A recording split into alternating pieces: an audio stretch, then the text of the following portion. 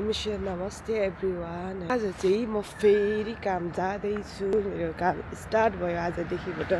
यति जाडो छ कि यति जाडो छ यार बाहिर, के भन्नु। मैले टोपी पनि ल्याउन बिर्सेछ। यो ज्याकेटको टोपी चाहिँ लाग्दैन, हावाले उडाइहाल्छ। मेरो मुखबाट बाफ निस्केको देख्ने नै भयो होला। मेरो भोइस चाहिँ कस्तो धुत्रो टाइपको आइरहेछ, किनभने चाहिँ हिजो चाहिँ अर्जेन्टिना भर्सेस स्पेनको गेम रहेको थियो अनि स्पेनले जितिसकेको छ। त्यहाँ चाहिँ मैले खुसीले उफ्रेर चिच्याएको कारणले चाहिँ मेरो भोइस चाहिँ अलिकति गएछ होइन।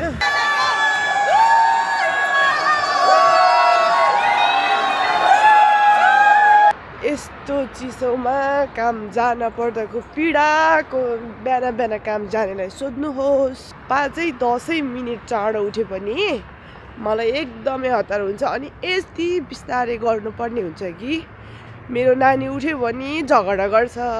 मेरो छोरीलाई चाहिँ मामुसँगै बस्यो जस्तो लाग्छ क्यारे। अनि उसले मलाई छोड्दैन कि ऊ उठिसकेपछि। अब फेरि हाम्रो मम्मीहरू आउने कुरा भइसकेको छ। मम्मीहरू आउँदै हुनुहुन्छ, मेरो सासू मम अनि ससुरा आउँदै हुनुहुन्छ। उहाँहरू आइसकेपछि मलाई धेरै नै हेल्प हुन्छ। यो हो यहाँ चाहिँ कति बेला ट्रेन आउँछ भनेर यो चाहिँ यहाँ हेर्न मिल्छ। मेन यो हो कि पैसा खाने भाडा चाहिँ यो हामीले यहाँ ट्याप गरिसकेपछि चाहिँ पैसा जान्छ। हाम्रो यो कार्डबाट पैसा जान्छ। हेर्नु है त्यो स्क्रिनमा जम्मा मसँग $8 मात्रै रहेछ। ट्रेन कुरिरहनु भएको छ कि काम जानको लागि।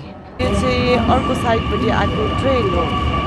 हाम्रो साइडपट्टि चाहिँ ट्रेन आइसकेको छैन। ट्रेन चाहिँ यहाँ अगाडि रोक्छ।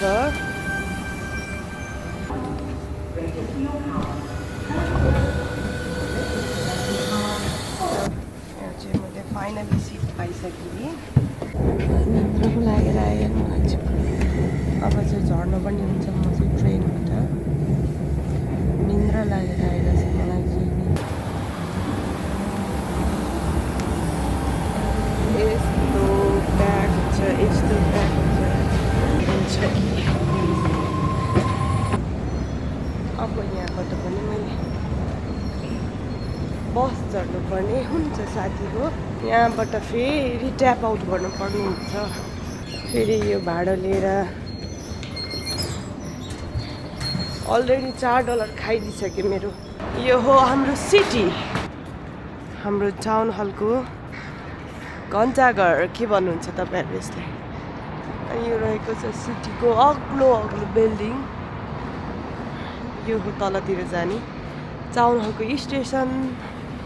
बिहानै आज मैले चाहिँ सिटीतिर हेर्न पाएँ। यो टाउन हलको 4 मिनट छ नि त बस कुद्नलाई। त्यो भएर म चाहिँ बसिदिएँ साथी हो 4 मिनटसम्म किन उभिनु भनेर। बस चाहिँ आइसकेको छ। म चाहिँ वेट गर्नुपर्ने हुन्छ किनभने चाहिँ लामो छ। म चाहिँ लामो लाइन छ नि त।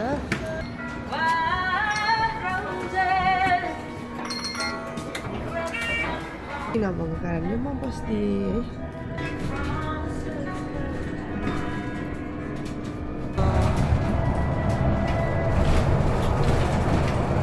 हार्बर ब्रिज पुल। फाइनली म चाहिँ बसबाट चढिसकेको छु है। यो हो हाम्रो अगाडिको कफी सप। यो चाहिँ कफी सप हो हाम्रो। यहाँबाट मैले सेक्युरिटी दाइबाट के लिन पर्ने हुन्छ। ओके, यो हो मेरो चाहिँ यहीँनिर भेटेको मेरो कामको बहिनी। मभन्दा चाहिँ फेरि ठुलो छ। अर्कै हाम्रो सीता माता है त।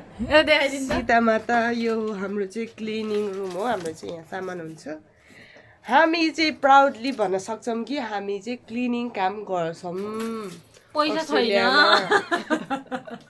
तर यहाँ चाहिँ क्लिनिङमा चाहिँ पैसा चाहिँ छैन, तर काम चाहिँ राम्रो छ नि त। काम राम्रो छ, सजिलो छ, त्यस्तो त नभने बेकारै म्यानेजरले देखेर हट फायर तिमीहरू गफ हानेर बस्ने केटीहरू मेरो उसमा काम छैन। सीताले मात्रै काम गर्ने रहेछ। सीतालाई चाहिँ भोलिदेखिबाट अब म्यानेजरको पोस्ट दिन पर्छ भनेर हाँसिता म म्यानेजर भयो भने तिमीहरू यस्तो दलाउँछु म म हेर्दा उही आफ्नै साथी म्यानेजर भयो भने त उल्टो दलाउँछु भन्छ यार हामी त के कुरा लाएर बाहना लाएर पनि यही हो मेन सिकाउने चाहिँ भनेर हामी चाहिँ फेरि निकालिदिन्छौँ है फाइनल्ली मेरो चाहिँ काम सकेर म चाहिँ फेरि अब घरतिर जान लागेको छु फाइनल्ली म चाहिँ फेरि बसबाट झरिसकेँ अनि यो हो फेरि हाम्रो टाउन हलको घन्टाघर अनि लाइट ट्रेन पनि आइरहेछ तल चाहिँ यो हो म मेरो बुढा र मेरो छोरी पनि यतै सिटी आएको छ अरे अनि हल्का सपिङ गर्नुपर्ने थियो सो मेरो बुढा र बच्चा चाहिँ यहाँबाट बाटो क्रस गरेर आउन लाग्दो रहेछ उनीहरूले चाहिँ मलाई कडेबाट देखेको रहेछ यता पो आइसकेछ ल यहाँ आउँदैछौ हात हल्लाउँदै मेरो बुढा अनि भाइ हेलो बोइज मिसेल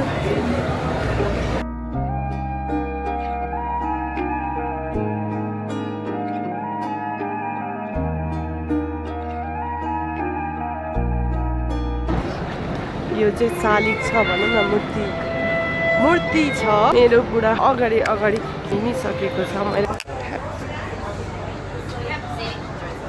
चाहिँ मायरतिर लाग्यौँ साथी हो मायर यहाँ चाहिँ धेरै ब्रान्ड्सहरूको जे पनि पाउँछ भनौँ न यो हो हाम्रो लिफ्ट थ्याङ्क यू अनि हामी चाहिँ जहिले कन्फ्युज हुन्छ क्या यहाँ चाहिँ है त्यो प्याटर्नहरू पनि सेम छ अनि म चाहिँ हराउँछु साँच्ची भने यो मायरमा चाहिँ एकचोटि मैले च्याम्पियन किनेको थिएँ नि कता हो साना ज्याकेट जाउँ न मलाई कस्तो मनपर्छ खोइ अब सन्तोष भाइले के हेर्ने भने हो यस्तो दामी रहेछ यता केही छैन जस्तो छ हौ यता त हामीले खोजेको चाहिँ अर्कै ठाउँ हो तर हामीले चाहिँ यही जस्तो लागेर यहाँ छिर्दिएँ है म चाहिँ कामकै लुगामा छु साथी हो यस्तो राम्रो सपिङ सेन्टरमा पनि यो कसरी हिँडेको भनेर सोच्नु होला विदेशमा चाहिँ काम नगरेर खानेलाई लाज हुन्छ काम गर्नेलाई त ओहो कस्तो खतरा हार्ड वर्किङ गर्ने रहेछ भन्छ यहाँ खैरी बुझ्नुभयो त्यही भएर म चाहिँ यतिकै हिँड्न मलाई लाज लाग्दैन इभन विदाउट मेकअप आज मेरो बुढा चाहिँ यहाँ हेरेर मक्क चाहिँ राम्री बुढी पऱ्यो भनेर होला सायद मेरो मिसेलहरू चाहिँ प्राममा अफ जाने हो यो हो हाम्रो सिटी यो चाहिँ हामी टाउन हलमा छौँ आज यसो सिटीतिर आइदिएको हामी चाहिँ कति घर बस्नु कति काम जानु भनेर होइन वाइ यु क्राइङ मिसेलले चाहिँ बोक भन्दै मलाई गइरहेको छ है अब म कहाँ बोक्नु यहाँ हामी चाहिँ जाँदैछौँ काठमाडौँ ब्रान्डको ज्याकेटहरू हेर्नलाई कता होला भन्दै लोकेसन ट्र्याक गर्दै हामी गइरहेको छौँ है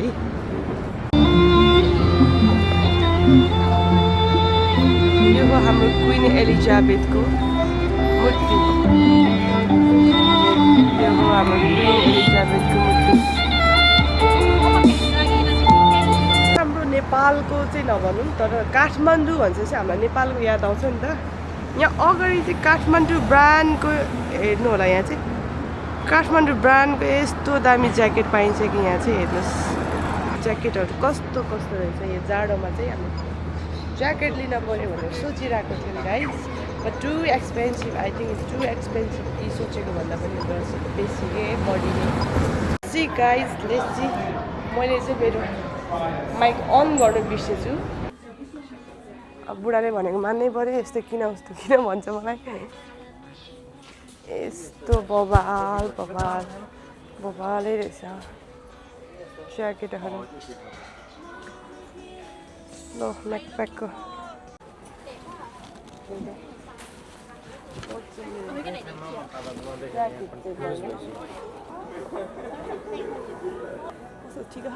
ठिक्क छ ल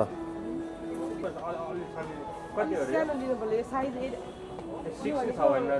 उयो यो स्मल होला 6 भनेको चाहिँ एक्सेस उता 6 छ भने उयो के म हेर्छु यार अघि यो 6 यो हाम्रो ज्याकेट दामी लाग्छ न यो त बुढाले काम बिगार्दैछ कता हो त बिहान कानमा पनि होइन लास्टै चिसो भइन्छ नि त बिहान चाहिँ कानमा हावाले हान्दैन रहेछ यार यति टपक्क रहेछ बान्नु नि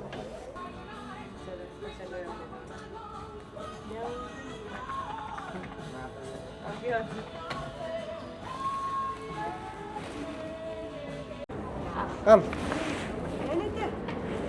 ऊ त्यहाँबाट पस्नु खै कता हो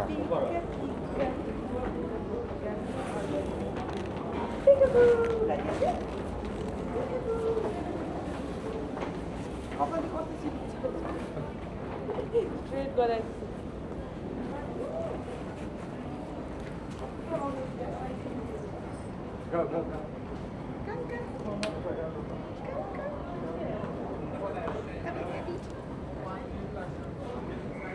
गाइस म चाहिँ घर आइसकेँ कामकै लुगामा छु बाटोमा चाहिँ मैले भिडियो बनाउनु पाइनँ कि हजुरहरूलाई bye see you in next video भनेर सो मैले अहिले चाहिँ घर आएर बनाउँदैछु I am so sorry bye bye see you in next video by